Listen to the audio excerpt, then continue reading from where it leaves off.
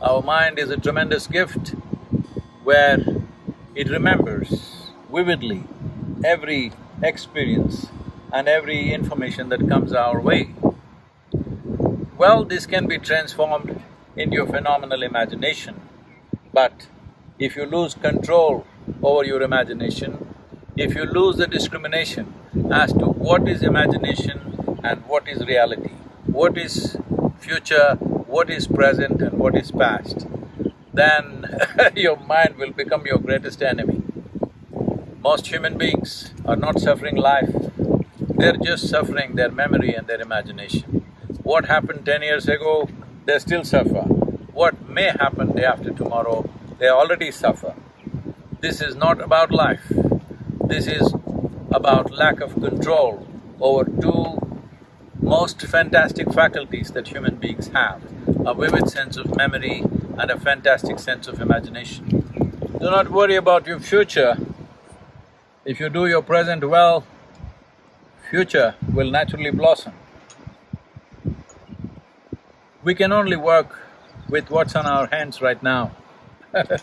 You cannot work with what's on your mind. You can plan for what's on your mind, but you cannot do anything about it. You can only act in the present moment. You can only handle what is there right now. Those of you who too engrossed in your own thoughts and emotions, constantly being maybe on social media or something, I think you must get rid of your phone and take a walk in the forest. If it's not possible every day, at least 1 or 2 days in a month, you might get lost somewhere. Just be in nature all by yourself, walk, sit, observe. If you pay enough attention, you will see.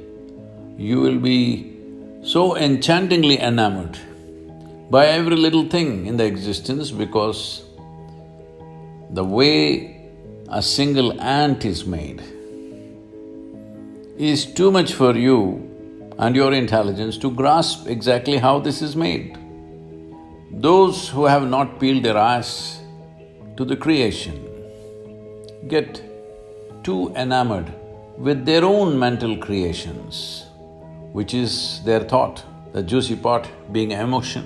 When your thought and your emotion becomes more important than the Creator's creation, that means you have become a perceptual tragedy.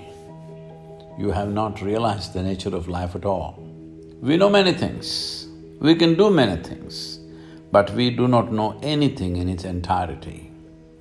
So this is the nature of the existence. If you pay attention to it, naturally your own thought and emotion will sink to the background. You can still enjoy them, but you know how insignificant it is. So it's very important that if you want to experience the multifarious dimensions of life, you have to be non-serious. You become serious only because you have taken your own existence too seriously, though we exist here for a minuscule amount of time in this cosmos. This is a vast cosmos. The very planetary system, the solar system in which we exist is a speck. In that, planet Earth is a micro speck. In that micro speck, the place you live or the city you live is a super micro speck. In that, you have become a big man or woman, and that's the reason why you're so serious about life. It's a brief amount of time that you have as life. In this, if you take yourself too seriously, you are one big joke. The secret of life is to see everything with a non-serious eye, but to be absolutely involved like a sport. So be a sport for life. If you want to be a sport for life, you have to be able to see that your existence is of consequence for the times in which we live, but not of eternal consequence unless you touch the eternal dimension of who you really are. It's such a brief life, only in doing what you truly care for will your life become worthwhile.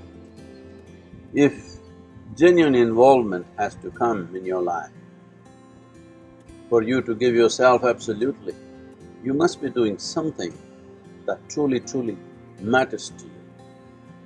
It's important that you find that.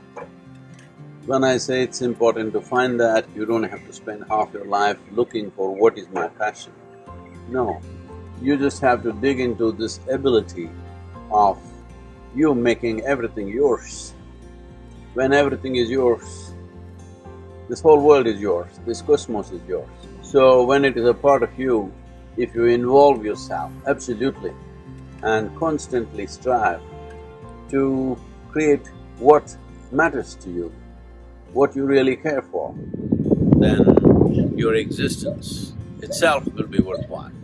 Not necessarily your actions, not necessarily what you achieve and may not achieve, but your very existence will be truly worthwhile, because just to breathe and be is a phenomenon. There is no greater phenomenon in life. If this is not worthwhile, what is?